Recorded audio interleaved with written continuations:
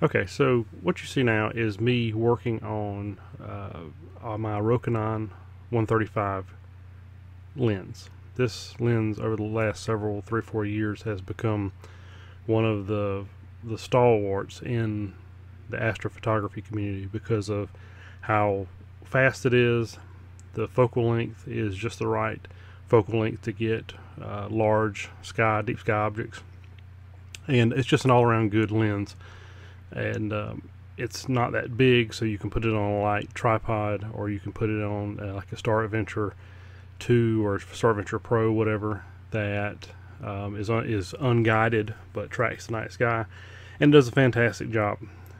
I've had one for about 3 years now, and it's done great. But last year, one of the things that kind of derailed my astrophotography journey for a few months is I had my whole setup done. I had 2 mounts out in the backyard, and we had a huge storm that basically wreaked havoc on my mounts, and I had both of them weighed down, but it still blew them over, and it broke my Rokinon 135 lens off at the flange. And I had already done some asteroid modifications to the Rokinon 135 to help focus my Canon 1200D that doesn't have any I removed both IR filters on that camera because I was doing it myself, and what that did was made it impossible to focus with most stock lenses because the back focus is not the same, and you can't focus. You can get close to focus, but it doesn't. Whenever you're focusing on a star field, you don't see that pop in the star field. You just kind of get really close to it. It's still fuzzy. You could take pictures with it, and if you're not paying attention, you could easily fool yourself into thinking you're in focus, but you're not in focus.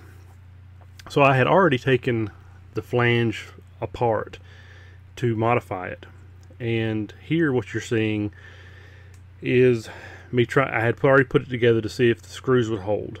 And basically what I found out is that one of the screws would still hold pretty much fine. It was a little loose at the top, and that's it. The other screw would hold about halfway, and then the third screw was basically not catching any threads at all. So to use it in that state, putting it back together, putting the flange back on it, was not a good idea, because at some point it's going to flop off. If you put too much torque on it, it's going to flop off. Something's going to happen, and it might screw with your focus too. So I decided to put the flange back on it, see if it would hold. It held, like I said, and then so what you're seeing here is me taking it apart and trying to figure out what's the best way to reattach it and solidify it into the frame. And what I decided was a little bit of Gorilla Glue, and I found some clear, dry, non-expanding Gorilla Glue on clearance at Lowe's, and decided I was going to try it. And so what I did was I took just little dobs of glue, just enough for when you put the screw back in the hole. It was enough glue to grab onto those threads, to grab on what was left of the threads holes, the threading in the plastic, and reattach it. And this took probably 20-30 minutes to do this carefully, and then I let the glue sit for 2 weeks before I used it. And also, while I was doing this, to make sure I didn't glue it back together, is periodically for about every 5 minutes for a couple hours, I would pick the lens up, turn it a couple times in the middle of focus and in aperture, trying to make sure that I wasn't gluing the lens actually together, because of that's how loose it felt, and I didn't want the glue to run anywhere. So here's what you see.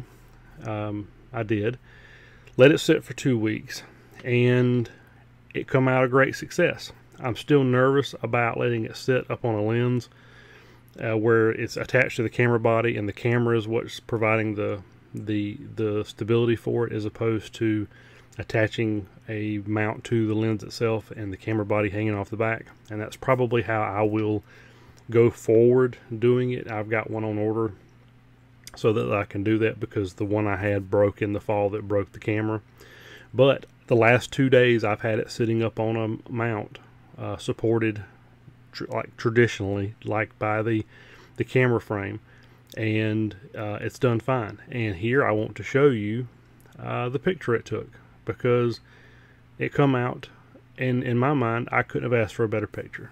So the picture you're about to see is of the Sadr region of the sky, where you see the Butterfly Nebula, the Crescent Nebula, and a bunch of other deep sky objects.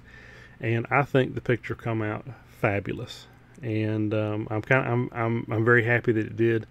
The lens is not cheap to replace, and so in spite of a fall that literally broke the flange off of the back of the camera and ripped the screw holes out, here we have a successful repair and a successful salvage of a high quality, great lens for wide field deep sky objects. So I hope you enjoy.